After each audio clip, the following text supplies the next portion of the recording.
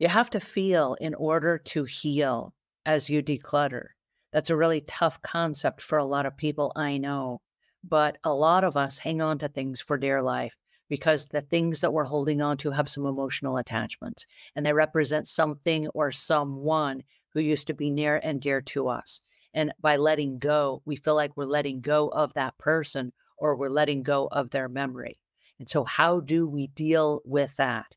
Well, it's an interesting concept, and I had a great conversation with Arlene Ram, who is a spiritual guidance counselor. And she shared with us some really interesting information that comes down to you have to feel in order to heal.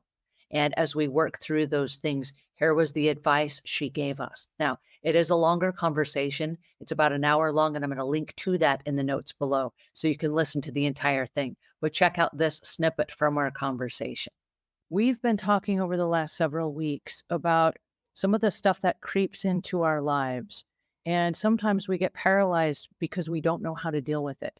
And so instead of having a moment and celebrating how we're feeling in that moment, we just become paralyzed and kind of frozen. And we're like, oh no, if I have a truthful conversation with myself about this, I'm going to have to deal with whatever it is. And sometimes it's the loss of a loved one, for example, Yeah. and we still have their stuff in our home. How do we stop and enjoy that mindful moment instead of just getting paralyzed and frozen and then not knowing what to do and how to cope with that? Some things in life we have no control over. Losing a loved one, it's not something that we can just pretend it's not there and that we can just, keep jumping as if nothing was there. And it's okay to respect our feelings. It's important to feel. And I'd say that is the main first thing. But feel the real feeling and not the superficial emotion. And what I say by that is because we are so caught up in our minds, we have all these thoughts that create emotional reactions. So if I'm having a thought about everything I have to do tomorrow, I make this huge list. At first, it was just a thought, I was just planning it. And then it becomes anxiety. I'm having an emotional reaction to a thought.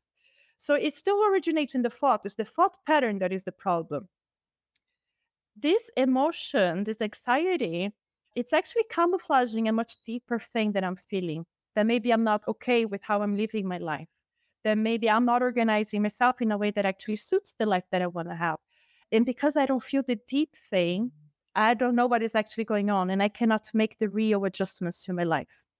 So having all these anxieties and fears, they're just reaction to things that are not allowing us to see the real thing. And that is the scary part because the real thing can be very scary for us to face. But if we actually want to create the spaciousness in the life we want, we need to feel because it's the feeling circulating, feeling that grief, feeling that sorrow, that it will create the space for us to heal. If we don't feel it, it keeps shoving it down and it keeps there, and we never allow that to be processed within us. So I know it is scary, but it requires a lot of self awareness of what is it that we are actually doing? What is it that we're actually playing with ourselves? That said, we can still have a place of joy regardless of all the things that happen in our lives. We can lose our jobs and be joyful. And what I mean by that is not that joy is not happy. Happy is just also a reaction. Something good happens, and I'm happy because something good happened. Joy doesn't depend on anything. It is about our inner peace, our relationship with ourselves. So I can feel sorrow for something bad that happened, but it still had this inner alignment of I am fine, my life is fine, I will be fine, I will handle this. Mhm. And this is so much about our inner relationship of not being so reactive to things and know that we are much stronger than anything that can happen to us. Oh, that is so good. And I really enjoyed this conversation with Arlene Ram. Again, I'm going to leave links in the notes below to the longer conversation.